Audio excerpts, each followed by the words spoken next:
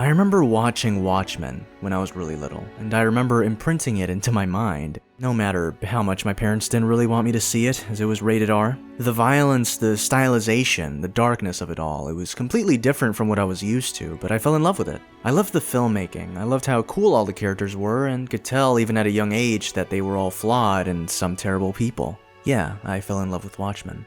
At the time, I didn't really know who Zack Snyder was. I only began to learn about him once I realized he was directing Man of Steel. And I made the connection in my mind, oh right, he's the guy that directed this one movie I really enjoy. But also at the time, the Marvel Universe was in full effect. Man of Steel came out in 2013, the year after the Avengers. And we all thought this was DC's attempt to start their own cinematic universe. And it was wildly exciting for me, because again, I loved Watchmen, but I kept pushing my expectations on Man of Steel. It's gonna be like Marvel, right? This is like their first movie, their Iron Man, and then they're gonna build into the Avengers, the Justice League. There's one correct way to do this one thing, and watching the movie when it came out, I didn't get Marvel. I got this epic with a stoic character, scraps of comedy, and an all-around dark mood. It wasn't necessarily not what I wanted, but it wasn't what I expected. It's not really how I saw the Superman character as well, and ultimately I ended up disappointed. As of right now in the present, I think the film's fine, but one of the reasons I genuinely didn't like the movie at the time was that so many people around me were telling me this movie is mediocre, this movie is bad.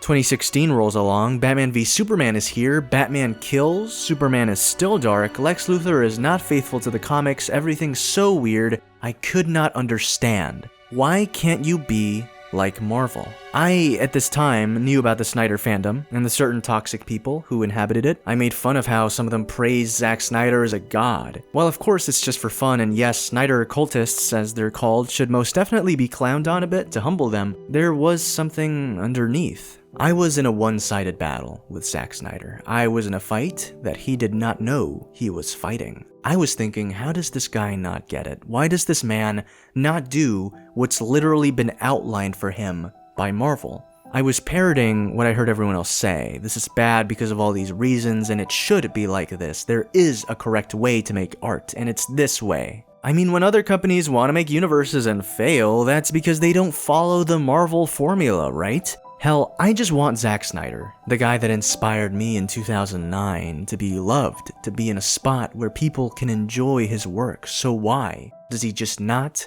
make a Marvel movie? In 2017, I got what I asked for.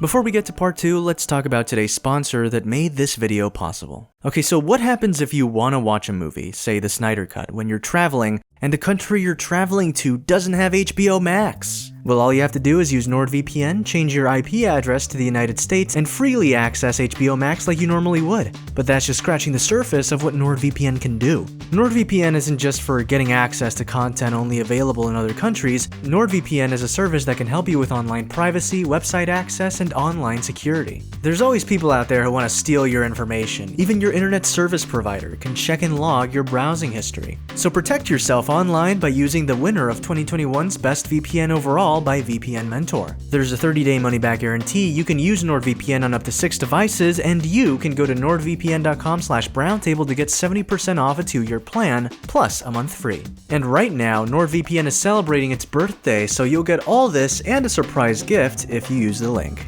So get protected by going to nordvpn.com/browntable and getting 70% off a 2-year plan, plus a month free. It seems like the Justice League is here, and it was not what I expected. It has more attempts at comedy, it was a lot brighter than Zack's usual work, it was definitely unexpected, but of course that was because Joss Whedon finished Snyder's film. At the time, Snyder left the project because of a personal tragedy, and what was the result of the film that was finished is what I now call the Justice League.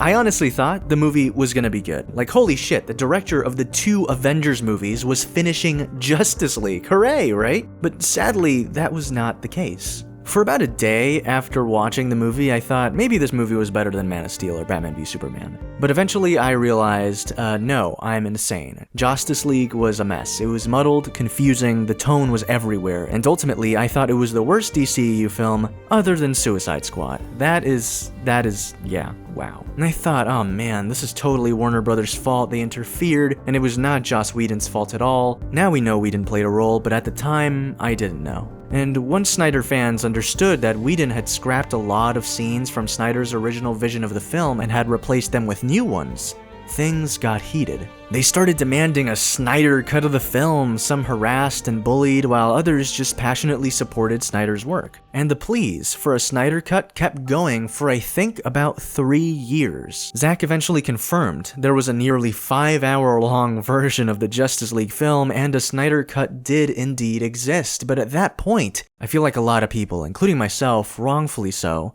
thought, you're lying, it doesn't exist. At the time, the DC Extended Universe was in shambles. Wonder Woman at the time was the best DC film. They were going in a new direction past Snyder, with Aquaman being a lot more fun, as well as Shazam. Shazam ended up being one of my favorite DCEU films. Still director-focused, but not as dark as before. So why would we retrace our steps and release an old movie, which we wouldn't be able to consider canon? And as 3 years passed and Snyder fans got louder, my pessimism grew. I was tired of Zack Snyder. Finally, the Snyder Cut got announced. As more information on what happened to Zack Snyder came to light, how Warner Brothers didn't trust him anymore, how Joss Whedon butchered his work and Snyder just had to let him do his thing, I started to contemplate the creative process. How yes, movies are group efforts, but most of how a movie ends up is all down to the director of the film. But big blockbusters don't work like that. There's committees, there's so much money involved that a director cannot lose money. If there's money at stake, you have to play it safe.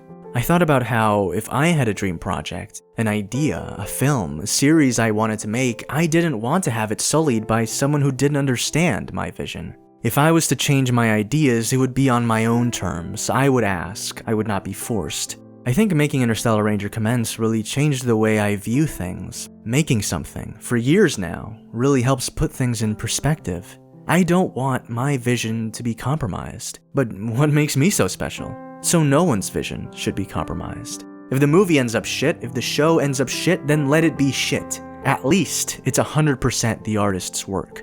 Uncompromising, unyielding.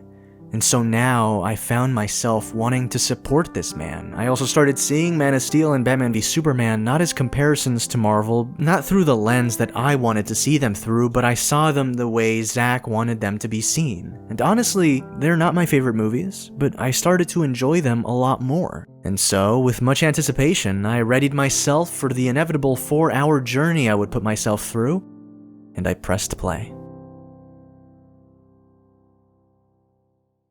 I loved the Snyder Cut. It's kind of surprising to say. It wasn't the fact that I had seen someone's vision come to life, though that was really helpful. It wasn't the fact that I was in love with all of Snyder's work now or something like that, because that's not true. The movie was just good.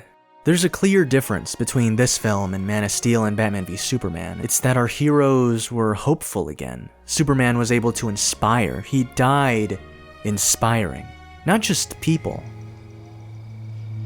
He was my hero. But Batman had relinquished the side of himself that operated purely on what's rational and has started operating on faith. This scene made me lose my mind. What makes you so sure?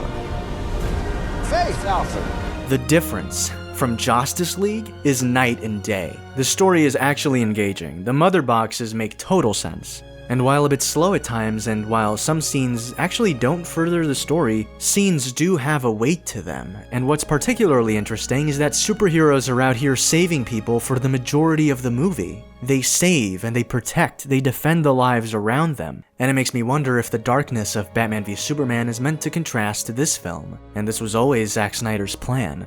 I mean, probably. We have a scene like this in Batman v Superman, but in Justice League, we have a similar sequence in a whole new light. Your mother and father would be proud. Hope so. If only Warner Brothers had faith in Zack Snyder. He has everything planned out in his head before we get there.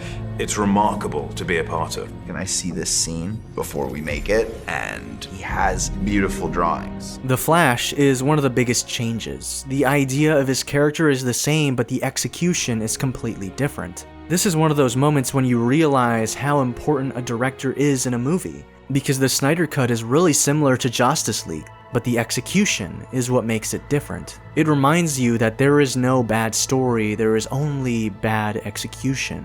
The Flash is one of the biggest changes. Again, it's the execution of the character because the idea of the character remains the same. In Justice League, the scene with his father purely exists as character backstory, while in Snyder's version of the film, his conversation with his father is important to his character arc, growing into a hero, becoming the man his father knows he is.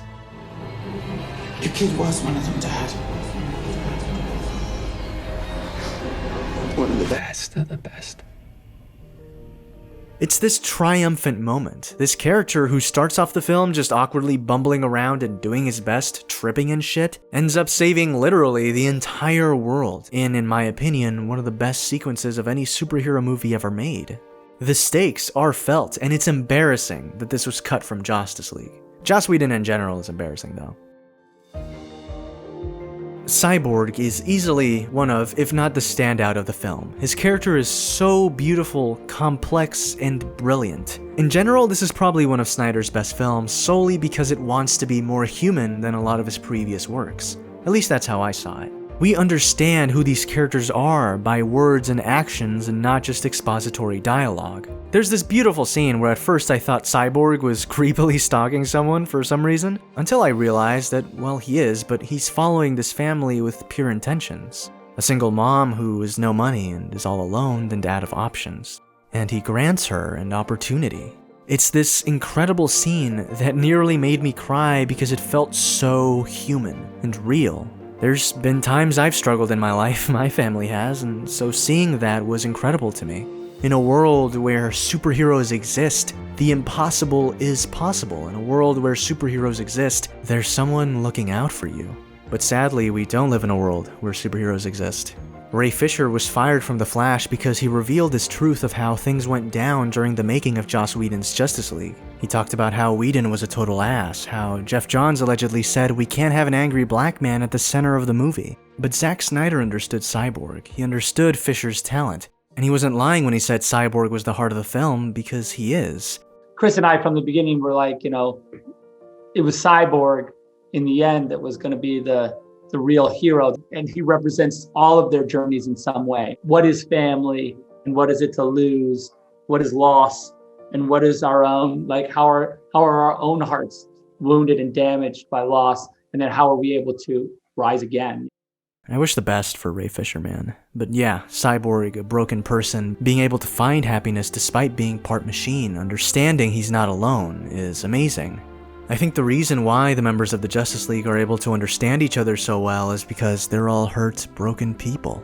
People that are still clinging to the past, people that are chasing a dream, people that aren't even happy with themselves. And together, they collectively realize something. I'm not broken. And I'm not alone.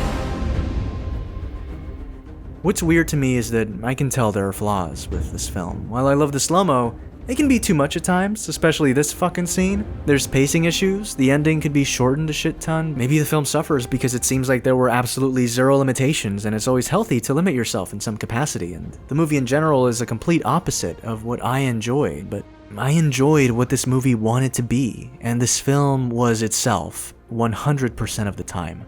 In an interview with the New York Times, Zack Snyder talked about Marvel, and he said, Marvel is doing something else. They're doing it at the highest level, this popular action comedy with heart, and they have that nailed. An effort to duplicate that is insanity because they're so good at it. What DC had was mythology at an epic level, and we were going to take them, I assume the audience, on this amazing journey. Frankly, I was the only one saying that. Reading that reminded me of myself just a few years ago. Heck, maybe even just a year ago. How I always thought there was the one correct way of doing things, how this certain kind of film has only one way of being made and that's it. But the truth is, the blockbuster film has no formula. And if there is a formula, it's set in stone by audiences based on what they seem to enjoy. I think if Warner Brothers would have trusted Zack Snyder more, I think audiences would have eventually come around to his way of making movies. A really important thing Zack said in the interview came when the interviewer asked, "When you see what Marvel is doing in its movies, do you ever think, I should be doing more of that?" And Zack responded, "No, not at all. I don't know how to hit a ball any different than how I hit it. A director has one skill, your point of view. That's all you have. If you're trying to imitate another way of making a movie, then you're on a slippery slope." And that's true. Sometimes certain movies come out and they all feel the same. And before you get pressed by what Snyder said, I don't think he means a director can't take inspiration from other directors. I mean, you have to learn from the best, or at least the ones that inspire you, right? But ultimately, the one making the movie and making all the decisions is the director. So why be anything else other than just being unapologetically you?